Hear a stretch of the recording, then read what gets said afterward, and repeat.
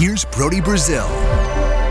Okay, hockey season is right around the corner, and there is so much newness for the San Jose Sharks.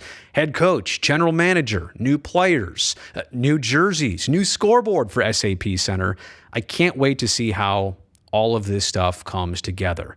And I want to give you 5 predictions going into training camp. I might make another one of these videos right before the regular season starts, but I wanted to just call this 5 predictions.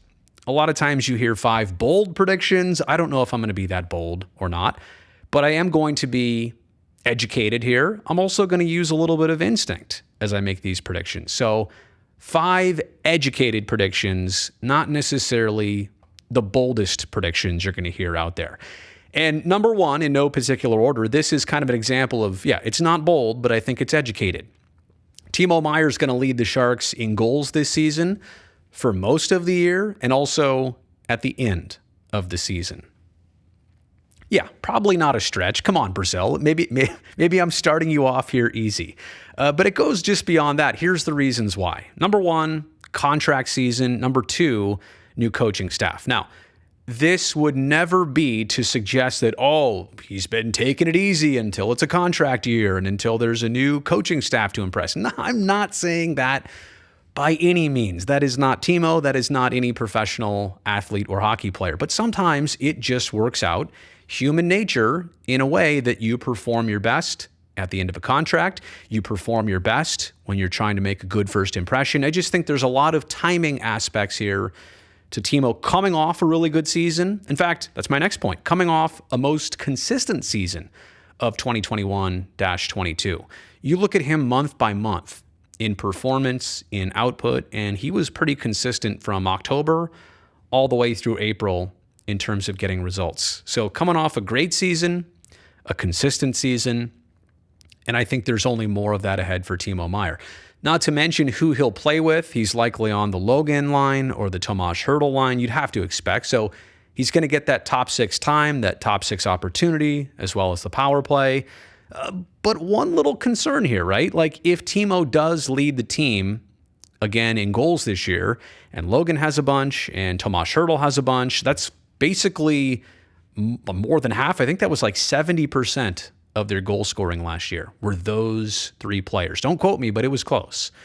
And that's kind of a concern. You need a much deeper, much more team effort than just those 3 and just TIMO. So when I say this, I say it with a little bit of caution. Of course, I'd love to have him lead the team in goals, but I also want him to be challenged for that claim as much as I'd be happy if he in fact gets it. Okay, let's move on here to number 2. Another major roster departure. What? Now, this is not, I'm not saying it's not a positive thing, but it's kind of a shakeup thing. And it's part of what the Sharks already went through this past offseason. They traded away Brent Burns, the team's time on ice leader. That is a major roster departure.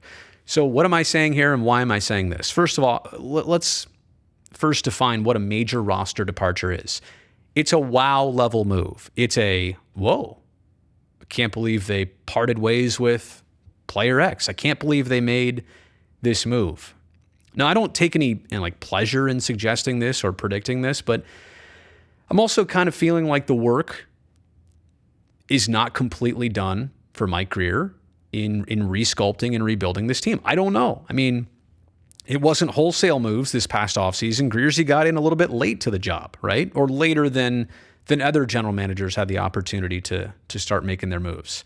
So all I'm saying is to kind of warn you, I think this is still a work in progress, and there might still be another major roster departure.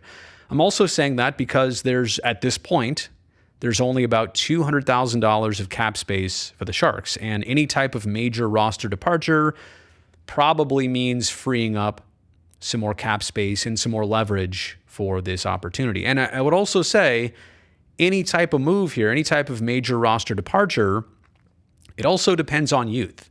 Is there somebody young and up and coming who's already under contract, who can already jump into this next role and opportunity that they're going to get? Are they ready for it? Because if they're not, you're not ready to backfill, I don't see you making that major roster move.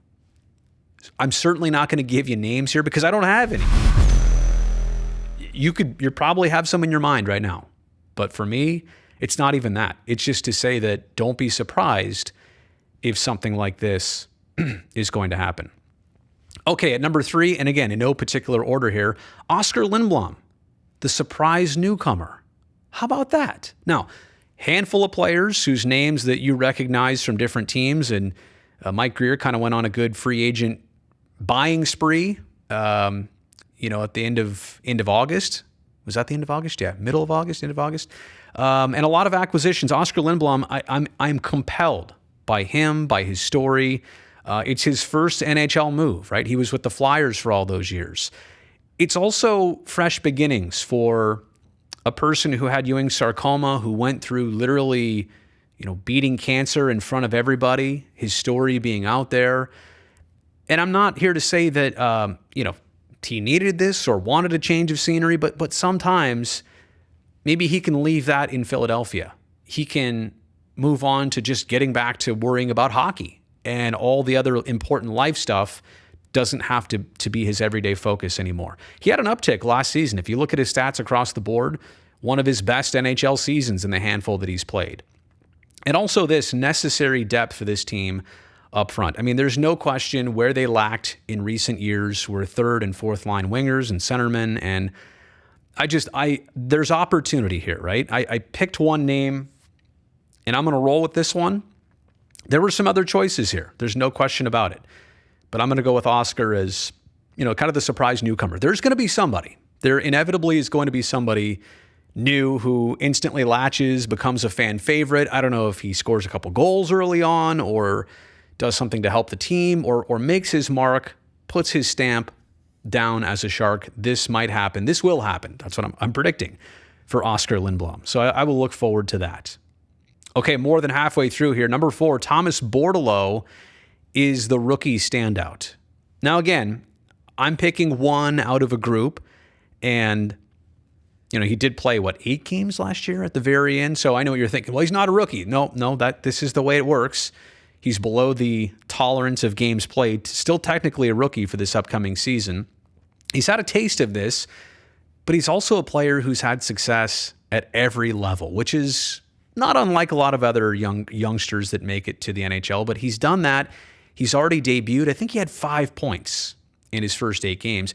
No goals, but he did have that shootout winner against the Golden Knights, which was one of those games that didn't actually eliminate them, but it really, kind of hammered them out of the postseason for their first time ever. So clutch moments, big player. He's already had the taste.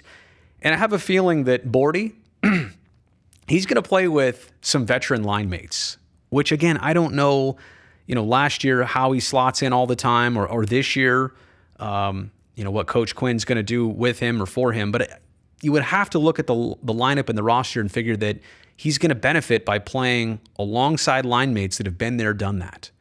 And so he'll get that experience, he'll get that opportunity. And I'll say instinct. I'll leave it with this. I think he plays with a lot of instinct from what I've seen in just the small sample size.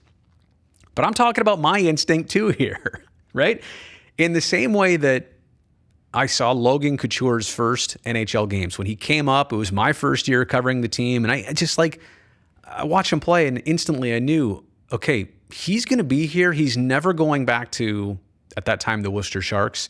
And he's going to be really good. In fact, he might be a leader here someday. Oh, surprise. Now he's the captain. You can kind of see it coming sometimes. And I just feel like, no disrespect to William Eklund or anybody else, because I think there's a lot of potential in the Sharks pipeline right now. But I'll pick Thomas Bordeleu as my rookie standout. Okay, last but definitely not least, shocker, Brazil, Mario Ferraro takes the next step. Or if you're watching this in Canada, Mario Ferraro takes the next step. Wink, wink. And I don't think this is a bold prediction. This is not a surprise prediction. But what am I talking about? Why am I saying this? Okay, we know Brent Burns is no longer around on the blue line. Somebody really has to step up and be that time on ice leader. And I know you have Carlson. I know you have Vlasic. I know you've got a couple other D-men that can fill these roles. But maybe this is Mario's opportunity to, do what he did with Brent Burns and log a lot of minutes for this team. You know that the TOI leader is going to be a defenseman. Why not Mario Ferraro. Now, he told me a couple weeks ago on an interview here that he wanted to add offense to his season, his upcoming season. And that's not, from his opinion, that's not a thing that you can really fix in the offseason. It's all about the in-season, jumping in plays, taking chances, being comfortable to add that part of your game and not risk the defensive side. So I'll look forward to seeing what he does. We're not going to have any indication until the games start to happen, but it would be great to see him add that to his arsenal, in addition to my third point here, which is staying as a lockdown defenseman. I mean, look, when you play with Brent Burns, you know what type of risks 88 was going to take with the Sharks.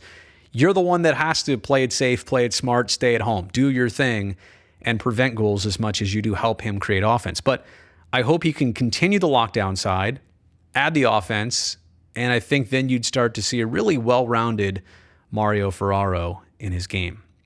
And last but not least, I hope all the development off the ice and in front of the microphone and interviews and all that stuff, I hope that continues for him, because I already view him as captain material in the same way that I viewed Logan Couture as captain material, like literally in 2013 by his, fourth year in the league, something like that. You could already tell.